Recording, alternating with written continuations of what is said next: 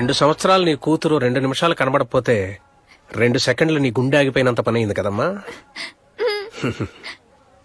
మరి 20 సంవత్సరాలు కళ్ళన్నీ నీ మీదే పెట్టుకుని పెంచిన నీ తల్లిదండ్రుల గుండె ఆగిపోయి ఉంటుందేమోనని ఒక్కసారన్నా అనిపించిందా నీకు? వాళ్ళకి నేను అసలు ఇష్టమే లేదు. నన్ను ఎప్పుడు వదిలేశారు. ప్రపంచంలో పిల్లలు వదిలేసిన తల్లిదండ్రులు ఉన్నారు గానీ తల్లిదండ్రులు వదిలేసిన పిల్లలు లేరమ్మా. ప్రేమే ఉంటే ఫాదర్స్ డే రోజున మా డాడీకి ఎస్ఎంఎస్ పెట్టాను. రిప్లై కూడా చేయలేదు.